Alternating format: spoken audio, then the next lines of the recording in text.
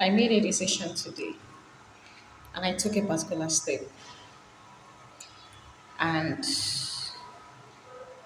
that decision is something that I've been battling with all my life, especially when I started the journey of a single mother. My ex husband, the mother, called me. She did not even call. She sent a voice note on WhatsApp and telling me that I have refused to bring the children to come see her. She's not telling me to bring the children to my ex husband, but to her. No, I can't do it alone. I can't take care of my children alone. I can't be the only parent to those children. I have to bring myself down to accept that they should take a part, to accept that their part is needed. And that is coming from a woman that has never reached out to me concerning the welfare of those children since 2023, April 13. And this is December 15, 2025. So 2023, 2024, 2025, going to 2026, going to 3 years, she has never actually reached out concerning welfareism of these children. But she could reach out to me demanding that I bring those children to her. Immediately I listened to the voice notes. I kept on thinking, what should I do? Should I seek the opinion of somebody? Should I tell somebody to help me think clearly? But something kept pounding on my mind, and that was a simple question. What would you have wanted? What is that thing you would have done without the influence of others? It took me a while before I could answer that question. And I'm glad that I was able to slow down to actually answer that question. And that was, I kept thinking, I kept wondering, should I reach out? But as I keep asking myself that question, some parts were also telling me that if you reach out to somebody, they are going to tell you what to do based on their own understanding, based on their own conviction, based on their own, thoughts. And most of these thoughts you've been listening to since you became a single mother, has it helped you? Are those thoughts helping you to live your life to the point whereby you are able to take care of those children up till now? And it hit me immediately that those thoughts did not help me. They were only blindfolding me. And if you really want to become a better version of yourself, you don't just listen to those thoughts, you listen to yourself. Because this is your journey and it is unique to you. And lo and behold, I said, I wish to reply this woman and tell her it is not just about bringing the children, but what exactly have you done since 2 years, since 2023, that would warrant me to bring my two kids down to you? On what condition? On what agreement? On what understanding? And you know what I did? I relaxed for a while again and I picked up the phone. And do you know that I actually missed a call from my mom's sister? She has been trying to reach me since a couple of days. I was even thinking, is that what she wanted to talk to me about? And something hit me again. If she should talk to me about that, you're going to start thinking based on their own thoughts as well. Now you have the time to think about it and take the decision on your own. And I asked myself, what would I have actually want my life to look at? Like, is it going to be based on the notions of this woman, based on these people that have been controlling me all my life? And I'm actually looking for freedom. Do I think that freedom will get to me if I keep treading on this path? So I picked up the phone. I recorded a 17-minute voice note, pouring down every single aspect. And one thing I keep mentioning to them is that I swear by Allah, everything I'm saying, If you don't believe in it, it shows you're not motherly enough.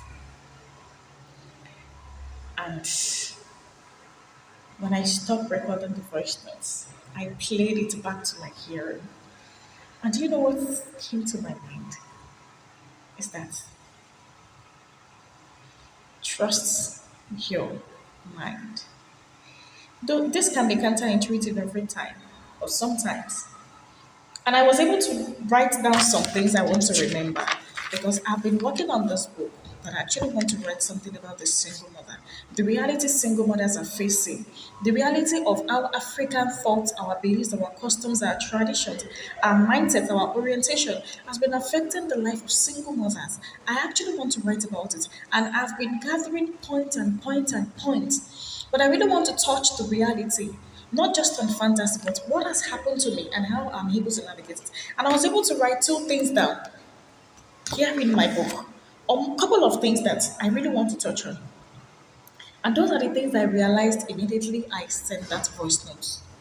The first thing I realized is that fear is a blindfold. I've been so scared of letting them know what is inside of me. I've been so scared of expressing myself. And that is why most of single mothers have been trapped in that situation of not gaining their power. When you are able to remove that blindfold, you will have your power. You would have your own stand. Fear is a blindfold, and there is no way you would hear from them without being scared. But I told myself, I want to maintain my ground because this time I am entering 2026. I am entering 2026 with new concept entirely because I want to live a better life. I want to have that life that feels like mine. I don't just want to be trapped under the concept of what if they take my kids away? What if I can't see them again? What if this? What if that? I understand there are so many women out there living under this condition, under this concept, under this idea, under this oppression by the husband or the ex husband, by the in laws, by the mother to the husband. I know I don't have everything figured out yet, but I'm going on this journey. And I want to come back to this video every year to reflect on it because I'm actually putting this out there on my pages because I want to have a kind of reminder, I want to have a kind of statement that will be written down for me to reflect on. I know that's 2025 December. I don't have everything figured out yet, but I believe in Allah that has created me and has given me this brain, this mind, this idea. I know quite well that I'm going somewhere. I am. So the first thing is that fear is a blindfold. The more you keep holding on to fear, the harder it is for you to see. And the second thing I understood immediately, I sent the voice note to her. I understand that she might probably have a lot of response to give to me. But you know what will happen? What I will do again is that know your stand. Hmm. And for you to know your stand, you need to know your worth. I am a mother of two, single mom. I have been thriving on this journey for the past 2, 3 years of my life without their father, without the mother of their father, without any family influence. I understand that help has been coming the way Allah has actually planned it to be.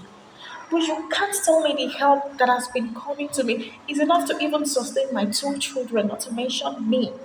The days I go hungry, the day I starve, the day I don't have any money to take medication, to take care of myself and my kids, the day I walk into the house without having a penny, the day I had to leave the house without nothing, and I come back again the next day with nothing. Just Allah's bounty. And you then come up. I think I know my worth now. I deserve more. I deserve better. I deserve a good life. I deserve that fulfilling life journey. I deserve that understand. I deserve that understanding at least. So you don't even care to know where I'm coming from, what it has been for the past 2, 3 years of my life, and you're coming requesting that I should bring those children to you. On what ground? When you know your stand, it can only come from when you know your worth. Your worth is not attributed to anybody's decision or anybody's lifestyle. Because when you know your what, you know what you're worthy of. You know what you deserve. You know that beauty that is coming from it. Do you know how much you are doing as a single mother, caring for those children without support? And those children are becoming very good. They are becoming, oh my God, in the world where we have so many women moving mountains, moving boundaries, and you're a single mother raising children on your own, you are the provider, you are the soothsayer, because when these children come to you, you try to help them, give them empathy out of the fact that you are feeling pain, but you are still able to create a home for those children, and you think you don't deserve better, you think you're not worthy. You have so much within you, and you're still building a business, you're thriving, or you're working on something, or you are hopeful that better days are coming, or you are trying to get better. And when people now come to you, think you should be questioned by these people? No. The third thing is to actually stand firm on your ground. And I figure that even when they come back, my stand is my stand. Those children are not coming to you until we have some concrete conversation. We have a concrete discussion. We have something tangible to hold on to. I am not arguing that you're not the father of these children. But what I want you to understand, for the fact that I am also their mother, I deserve to give them life. And because I deserve to give them life, they are also worthy to have a better life. And because they are young, they can't actually understand what better life means. I am in that position to decide for them at this point. So when they grow older, they can begin to reflect from the point of my own actions too. My stand remains. Of course, I am not coming back to your house. That's not even possible. No. But my stand is that if there is no concrete discussion, nothing is coming to join. And so much more. And I believe that subsequently I'm going to be having more of this. She's going to reply to my voice notes, I'm sure of that. And even my ex-husband's sister sent a nasty voice note to me sometime. I decided not to ignore. But this time I also added that tell her she should never send such message to me again, or else I'm going to give her back exactly what she deserves. Fear is a blindfold. And as a single mother, I think there is so much more to talk about. And this video is going to be coming tagged on that book when I'm done. Inshallah. Now is actually about the journey of starting over. And I have been able to put a lot of things together for women like myself, because my journey actually started in so much discomfort. It has not been easy yet, but I believe for me to have been able to get here, I would get better. I will. This is actually the starting point. And it's a community, it's a home.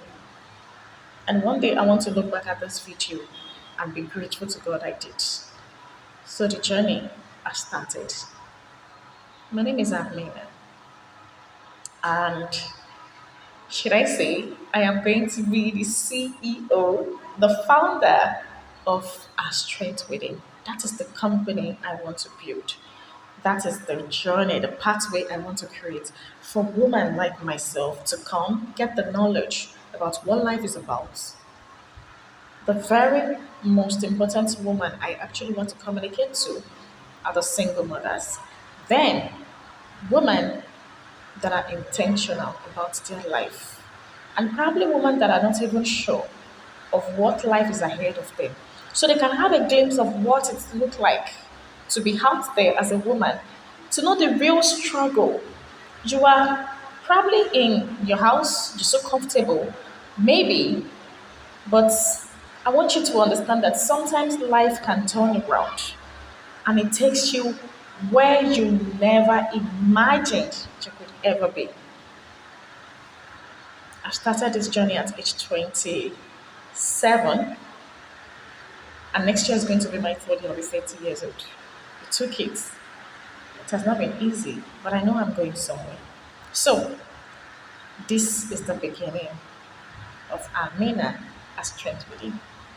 And I'll see you in my next one.